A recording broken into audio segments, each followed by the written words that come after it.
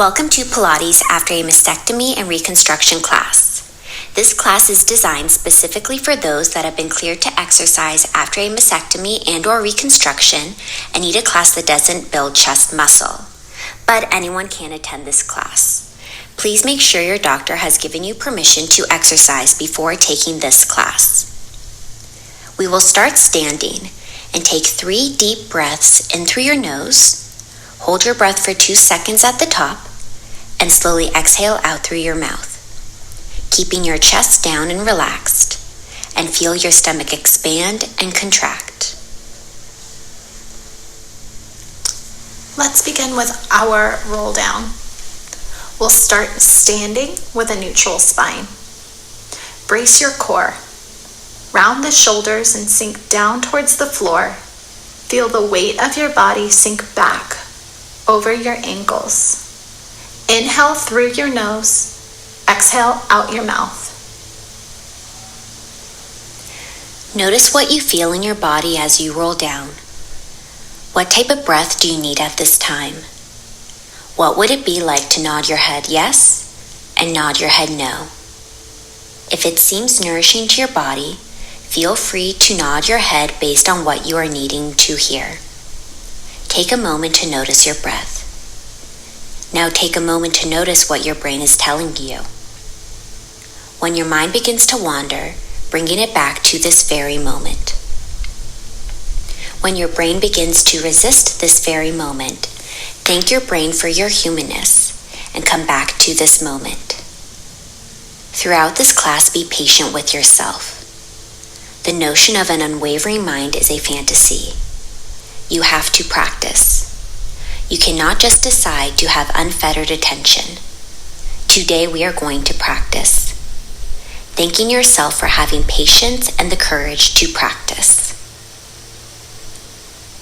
Restack your spine. Your shoulders move back over the waist. Going into footwork.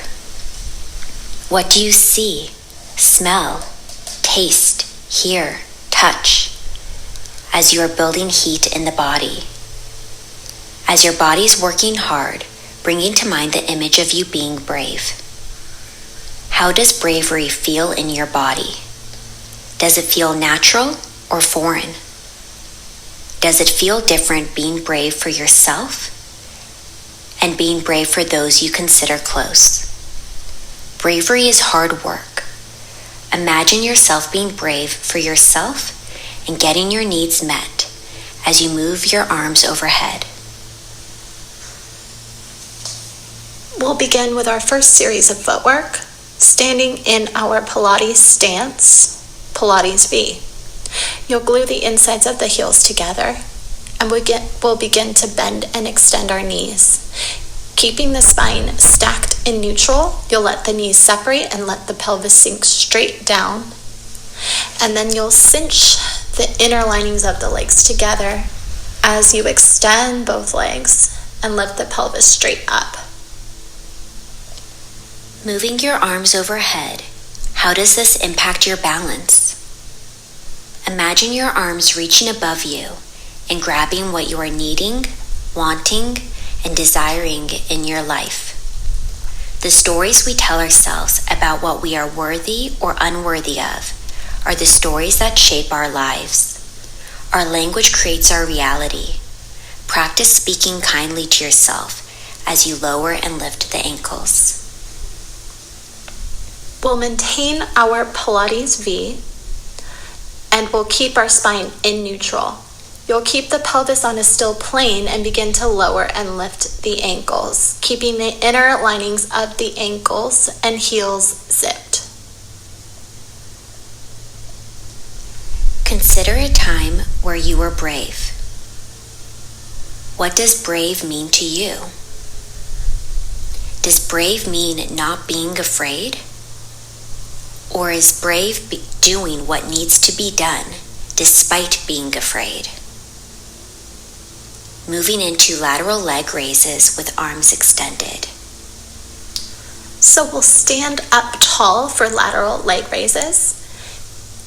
evenly distribute our weight across both sides of our pelvis. We'll begin to lift and lower one leg, keeping the knees and the toes facing forward.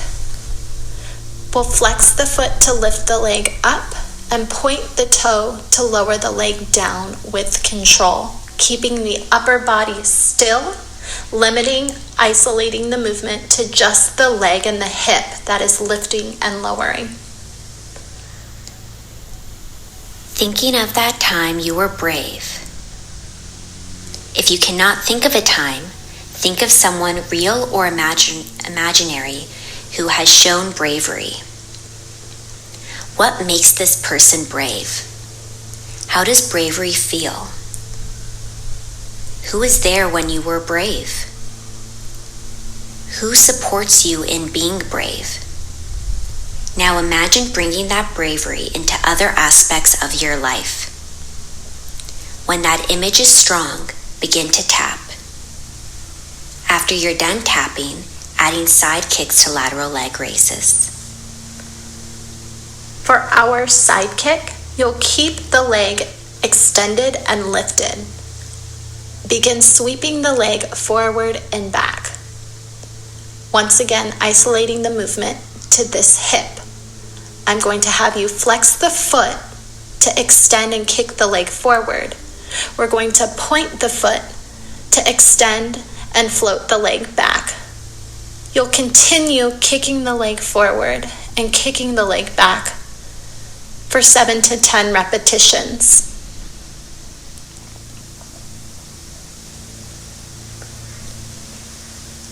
As you participate in these kicks, having your arms out wide. As your arms become heavy, ask yourself, what is preventing me from expressing myself courageously? What feelings, ideas, or memories are getting in the way? Few things limit us more than our own ideas of what we deserve, and few things free us more powerfully than daring to expand our ideas and giving self permission for happiness. Switching legs.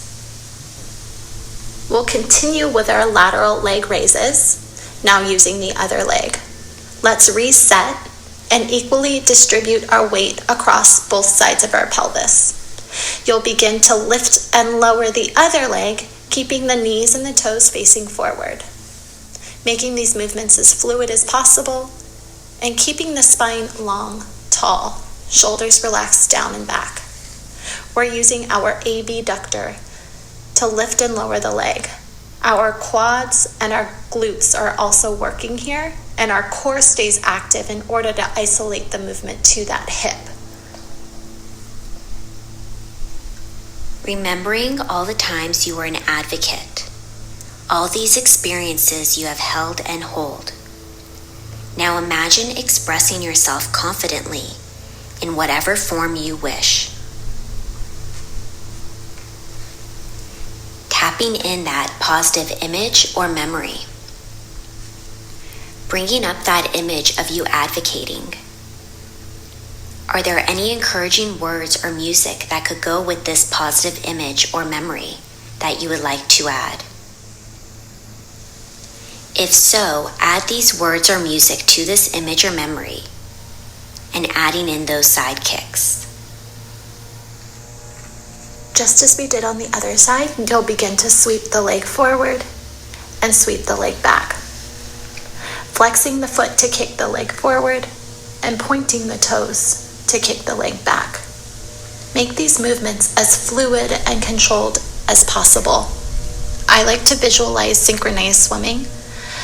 As you kick your legs in the water, the swimmers aren't making much splash. You're keeping that water fluid and tranquil. Continue this repetition, 7 to 10 reps. Lift in courage and lowering what you are hoping to let go of.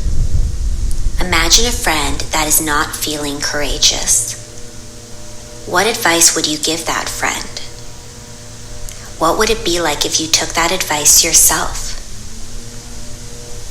adding in cue words to strengthen that image of creativity and courage.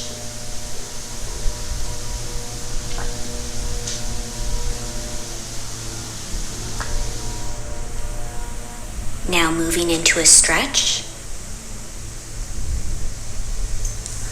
So we'll begin our stretch in figure 4. So we'll have you lay down on your back. Cross your working side, the leg that we just worked, over the opposite knee, flexing your foot back.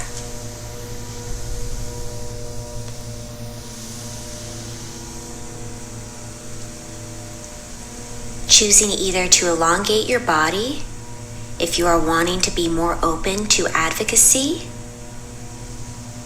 or choosing to be more closed if you are wanting to be more personal with your advocacy.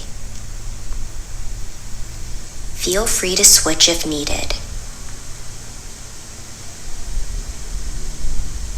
Feel free to rotate from side to side if that feels good. Thinking about what qualities or resources are needed to help you reach being a courageous advocate. Who is involved in your advocacy? What is advocacy? Where do you feel most confident advocating? When do you feel the most brave? And why do you think advocacy is in your life? What role does advocacy have for you? Join us back for part 2 of your Mind and Body Pilates class. See you soon.